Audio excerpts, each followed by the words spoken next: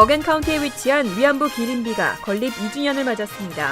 오늘 열린 기념 행사에는 마이크 혼다 연방 하원 의원도 참석했습니다.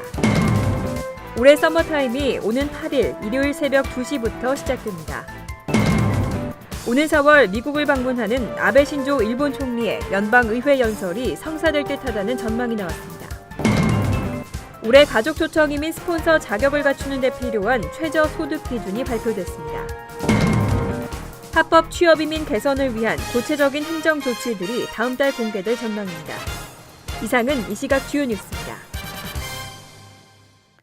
여러분 안녕하십니까? KBN 뉴스입니다. 버겐카운티에 위치한 위안부 기린비가 건립 2주년을 맞았습니다. 오늘 열린 건립 2주년 기념식에는 일본군 위안부 결의안 채택을 주도한 마이크 혼다 연방 하원 의원도 참석해서 일본 정부의 공식 사과를 요구했습니다. 박민기 기자가 보도합니다. 지난 2013년 버겐카운티에 위치한 명예의 광장에 세워진 위안부 기린비가 올해로 건립 2주년을 맞았습니다. 건립 2주년을 맞아 개최된 오늘 기념식에는 위안부 결의안 채택을 주도하고 위안부 피해 역사 알리기에 앞장서는 등 일본의 잘못된 역사인식을 고치기 위해 활발한 활동을 펼치고 있는 마이크 혼다 미 연방 하원 의원이 방문해 세계대전 당시 위안부 사태에 대한 일본 정부의 공식 사과를 요구했습니다. What we call the comfort women issue is not a Korea versus Japan issue. It's an Asian issue. It's a woman's issue. It's a human rights issue. And it's an issue of that we in this country talk about violence against women issue. 김동찬 시민참여센터 대표는 버겐카운티 위안부 기린비가 한인 사회의 협력으로 건립됐지만 미국 주류 사회에서도 큰 상징성을 가지고 있다며 위안부 사태에 대한 한인들의 지속적인 관심을 당부했습니다. 또 버겐카운티가 이것을 다 관리하고 지키고 있습니다. 그런 의미에서 우리 한인 커뮤니티는 여기서 더 미국 사회에서 인정받고 존경받는 그런 커뮤니티로 발전하도록 노력해야 된다고 생각합니다. 2013년 3월 8일 세워진 버겐카운티 위안부 기린비는 팰리세이즈 팍 기린비에 이어 미국에 세워진 두 번째 기린비이며 미국 정부기관이 주도로 건립한 최초의 기린비입니다. 버겐카운티 위안부 기린비는 이후 뉴욕과 LA 그리고 버지니아 등 미 전역에 기린비 건립운동이 확산되는 촉매제 역할을 했습니다. KBN 뉴스 박민기입니다.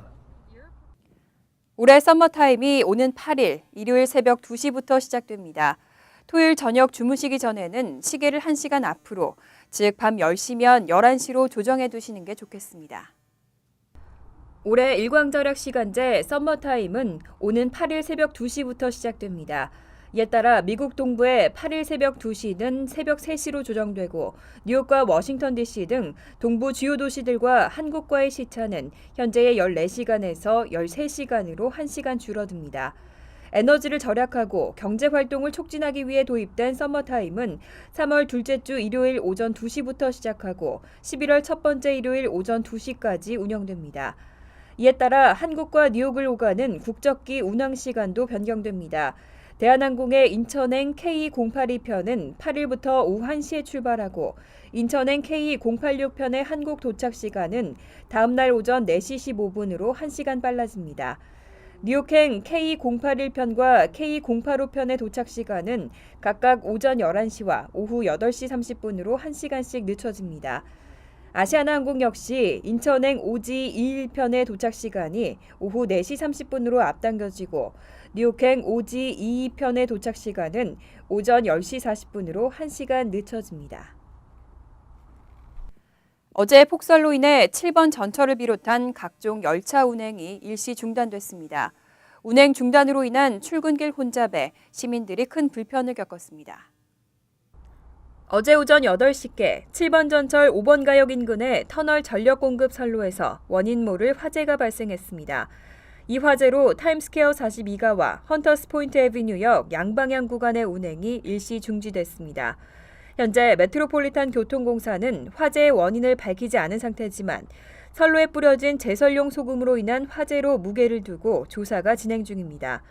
이후 7번 전철은 1시간 30분가량이 지난 오전 9시 30분께 양방향 운행을 정상적으로 재개했습니다. 이에 통근자들은 다른 대중교통편으로 갈아타는 등 극심한 불편을 겪었습니다. 이 밖에 웨체스터 페람 지역 파크 애비뉴 터널에서는 메트로노스 허드슨 라인과 뉴헤븐 라인에서 오전 8시께 폭설로 인해 전력 공급 문제가 발생했습니다.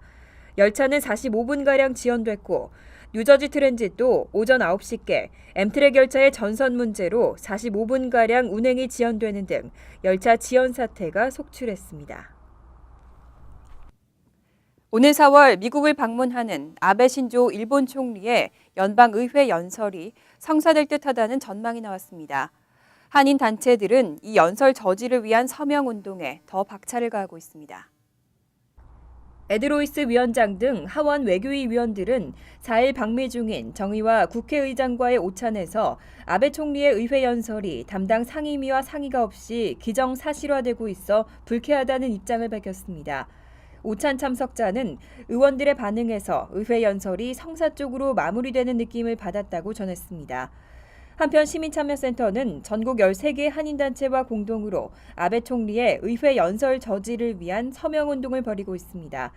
현재까지 약 4천 명이 참여했고 이번 주말까지 5천 명을 목표로 하고 있습니다. 서명운동은 시민참여센터 웹사이트를 통해 참여할 수 있습니다. 올해 가족 초청 이민 스폰서 자격을 갖추는 데 필요한 최저 소득 기준이 발표됐습니다. 4인 가족의 경우는 3만 불은 벌어야 가족 초청 이민을 위한 스폰서가 될 수 있습니다. 이민서비스국이 올해 가족 초청 이민 스폰서의 재정 보증서 작성에 필요한 최저 소득 기준을 발표했습니다.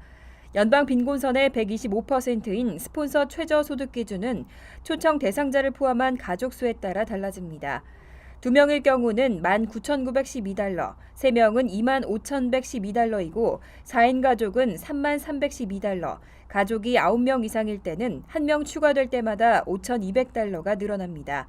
하지만 스폰서가 현역 군인인 경우에는 연방 빈곤선이 최저 소득 기준으로 적용됩니다.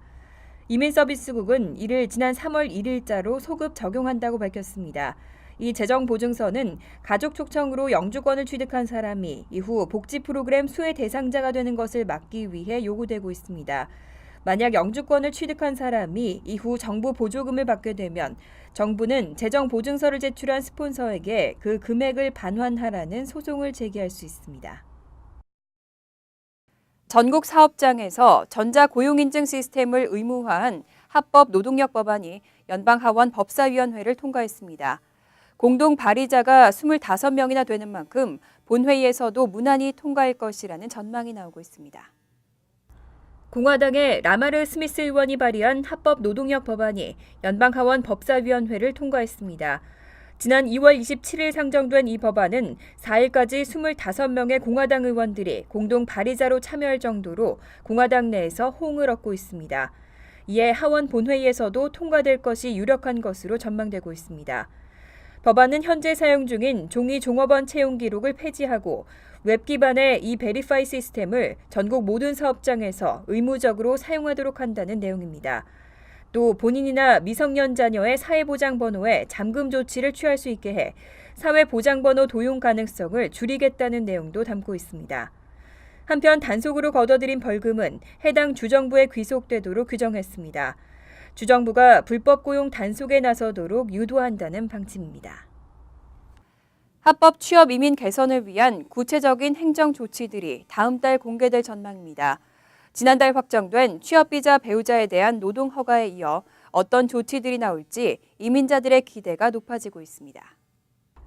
서류 미비 청소년 추방유예 확대와 부모 책임 불체자 추방유예 조치는 연방법원의 가처분 결정으로 시행이 중단되고 있지만 나머지 합법 이민 행정개혁 조치들은 예정대로 시행될 전망입니다.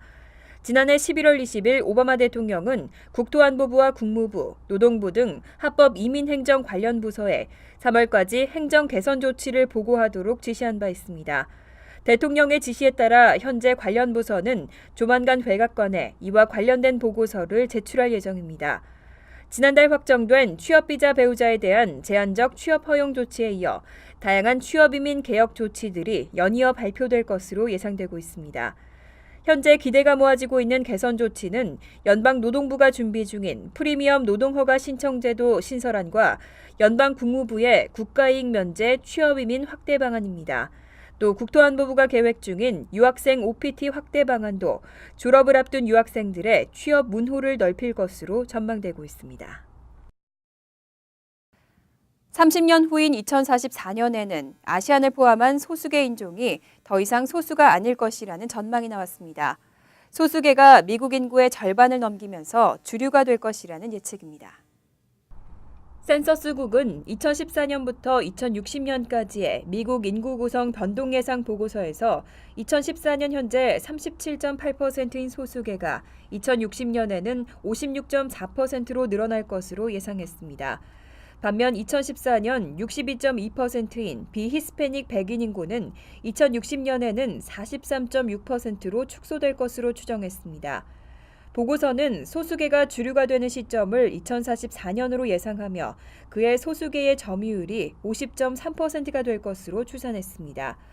이민자를 제외한 미국 출생 인구 가운데서도 2060년에는 소수계가 50.6%로 절반을 넘어설 것으로 파악됐습니다. 또 18세 미만 어린이들의 경우는 오는 2020년에 소수계가 50.2%를 차지해 주류로 올라설 것으로 분석했습니다. 인종별 구성에서는 아시안과 히스패닉의 증가가 눈에 띄었고 흑인 인구는 소폭 증가하는 데 그칠 것으로 전망됐습니다. 한편 2014년 3억 1,870만 명인 미국 인구가 4억 명을 돌파하는 것은 2051년이 될 것으로 분석했습니다. 이상으로 KBN 뉴스를 마칩니다. KBN과 함께 즐거운 저녁 되시기 바랍니다.